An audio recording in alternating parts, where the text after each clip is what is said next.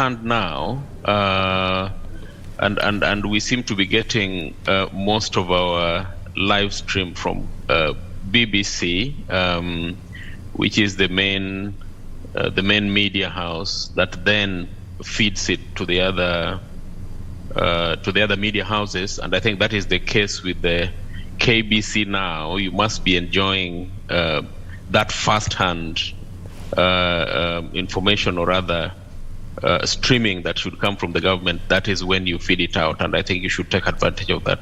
As things stand today, today is the day that the Queen is going to be laid to rest, and that will be happening at the Windsor Castle, which is the private residence of the royals. As you know, there are so many palaces or residences spread across the country.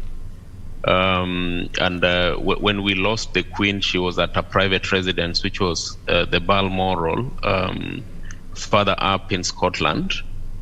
The Queen has been lying in state in the Palace of Westminster, which originally was a palace in itself, but that is where it was.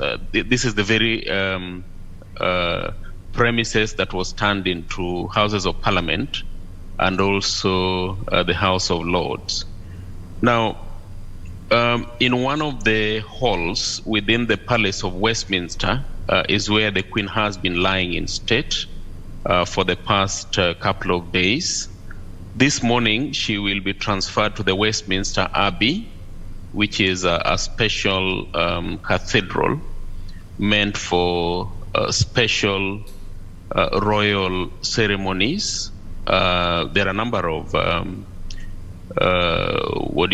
weddings, royal weddings, which have taken place there. But I'll quickly just take you through, I think, the process that will be happening today from 11 o'clock British summertime. The Queen will be moved to the Westminster Abbey, where the ceremony of the funeral will be conducted, and that will be happening all the way up to just around 4 p.m.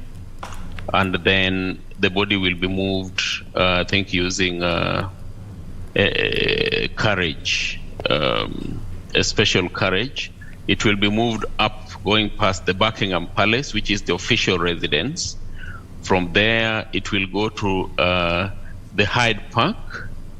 From Hyde Park, then it will be transferred to the hearse, special hearse, that will be now transporting it for the private burial.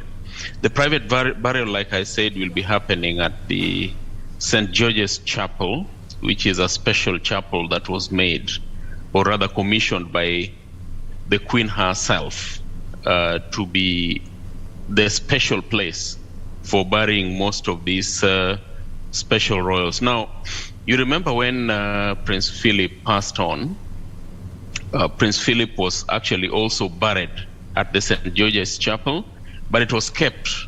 It was not really buried, but he was kept in the royal vault to wait for the Queen's death, because being a Queen's consort, or rather the King's, he was a King consort.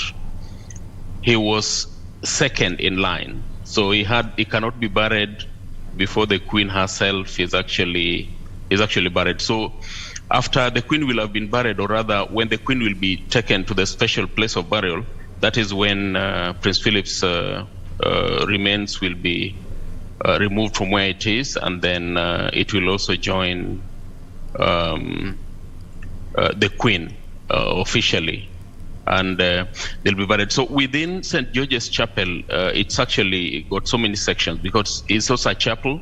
It's a church in itself where people go and can fellowship. So within the chapel, we have so many sections.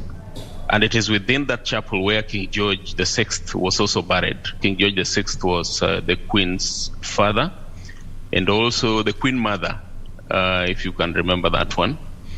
This is also where the only sister to Queen Elizabeth, Princess Margaret, was also buried. So within there, we are being told by historians that we have other 24 members of the royal family that are also buried within St. George's Chapel. So basically, that is how the day will go today until we see the monarch